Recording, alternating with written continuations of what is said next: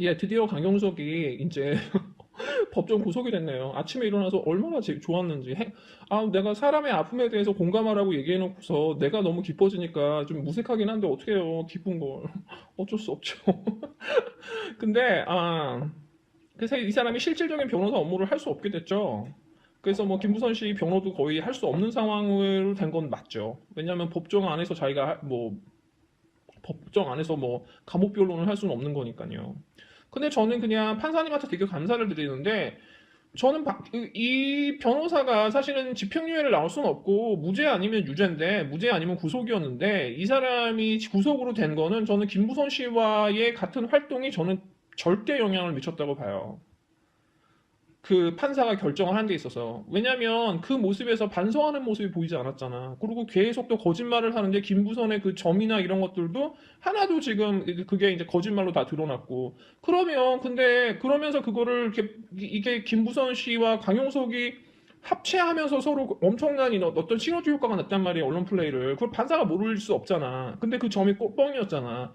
그런 입장에서 봤을 때는 이거는 변호사로서의 직업윤리도 없을 뿐만 아니라 반성도 하지 않고 품위유지도 안 되는 거야. 그러니까 이런 애를 갖다가 무죄를 준다? 집유를 준다? 그럼 판사가 욕먹을 거 아니에요. 그러니까 저는 판사가 그렇기 때문에 저는 실형을 때렸다고 봐요. 그리고 이 강용석 같은 경우 제 친구가 내가 강용석에 대해 전혀 모를 때도 나한테 그 얘기를 하더라고. 머리는 좋을지 모르지만 정말 인간 쓰레기인 것 같다고. 내가 평생 태어나서 내 친구가 한 30년 친구가 나한테 누군가에 대해서 그렇게 얘기하는 걸 제가 처음 들었었어요. 제가 강용석이 누군지 모르는 상황이었을 때. 그 도둑맘 사건이 뭔지도 하나도 모르고 아예 지금도 사실 잘 몰라요. 그리고 그 도둑맘 사건이 뭔지도 하나도 모르고 아예 지금도 사실 잘 몰라요. 그리고 이 사람이 민사소송에서요, 4천만 원 받았어요. 4천만 원 때려 받았거든요? 패소했어.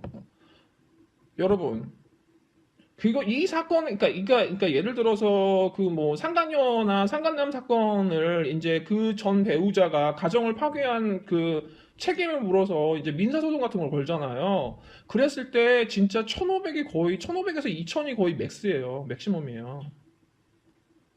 가정이 파괴될 정도고 막 5년 6년 그렇게 심하게 그 바람을 피다가 진짜 풍지박산이 나서 이혼을 해도요 한 1,500씩 때려요 판사가. 4천을 때렸다는 건 거의 최고가를 때린 거예요. 그러니까 판사가 얼마나 괘씸하게 본 거냐고. 민사소송에서 4천을 때렸다는 거. 그러니까 이 사람 그럼에도 불구하고 너무 빤빤한 거죠. 이 사람이 결혼을 지금 혼인 상태가 어떤지 모르지만 이 사람 너무 너무 뻔뻔한 것 같아. 그러니까 이 사람 뭐 어차피 나와서도 계속 이 짓을 하겠지만 정말 우리가 예의주시해야 되는 사람 중에 하나인 것 같아요. 이 강용석 이 사람 무슨 짓 할지 모르는 것 같아요. 그 다음에 이제 사람들이 이제 강용석 구속되니까 그럼 김부선 어떻게 되는 거야? 막 이렇게 하는 게 많더라고요. 아니 당연히 강용석은 김부선의 변호사가 될 수 없죠. 그리고 제가 김부선 씨한테 저기 조언했던 대로 김부선 씨는 변호사를 바꿨어야지. 왜냐면 강용석을 가지고 가겠다라는 거는 필패카드예요. 근데 지금 상황이 더더욱 바뀌었기 때문에 이제는 김부선 씨가 언론 플레이를 할래야 할 수가 없어. 그 힘이 없어. 본인이 지금까지 했던 말들이 전부 다 이제 거짓말이고 틀린다라는 게 전부 다 드러났잖아. 이제 더 이상 여론이 움직이질 않아. 그리고 언론도 이제 민망해서 못해요. 그리고 아무리 패널들이 실드를 쳐주고 싶어도 못해, 이제 이 상황은. 자기 양심에 그걸 불러. 짜증도 너무 많이 나고, 질린 사람도 너무 많고. 김부선 씨는 빨리 정상적인 변호사를 구해서 지금 본인이 살 길을 찾아요. 어쩌면은 그 강영석에 들어간 게 김부선 씨한테는 나을지도 몰라. 옆에 있으면 쓰고 싶잖아. 하지만 김부선 씨는 어떤 언론의 유혹이라든가 그런 걸 펼치면서 법적으로 충실하게 이 상황을 김부선 씨를 대리할 수 있는 변호사를 만나지 않을 경우에 김부선 씨는 강용석보다 더 심한 상황이 올 수 있어요. 선거법 위반 장난 아니에요. 게다가 이거 심각하게 걸면은 김부선 씨는 후원금부터 해가지고요 많아요. 줄줄이야. 난방 때부터 그 후원금 받으셨잖아. 난방, 장자연 다 후원금 얻었잖아. 비슷한 방법으로. 그럼 김부선 씨는 저기 운 나쁘면은 다 걸리지. 그리고 어떻게 보면 김부선 씨 개인 입장에서는 지금이 어떻게 보면 인생의 전성기일 수도 있죠. 나는 그 히야시 후미코의 철로준 국화 소설이 생각나더라고요, 주인공이.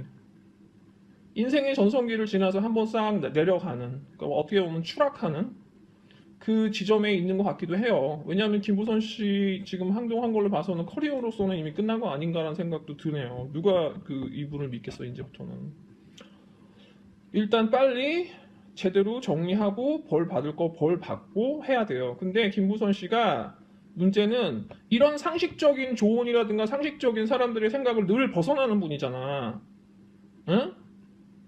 이 상황에서도 김부선 씨가 사과라든가 해명이라든가 증거를 내미는 어떤 이 마지막 필살기를 쓰지 않고 김부선 씨가 한다는 짓이 김각수 선생님을 저격한 거예요. 그리고 저격하는 방식도 무슨 웃기는 짬뽕이다, 무슨 뭐 정신과 검증 받아야 된다, 정신과 치료받아라, 그리고 뭐 자칭 진보라면서 보수 같은 말을 하냐? 이게 전혀 핵심이 아닌 물타기를 하고 있거든. 근데 강용석이라든가 김부선이라든가 이런 부류의 사람들을 보면은 핵심을 비껴가는 방식으로 타인을 공격하고 아니면 나는 피해자 이런 물타기를 해요. 여기서 진보 보수가 왜 나와? 정신과 치료가 왜 나오냐고.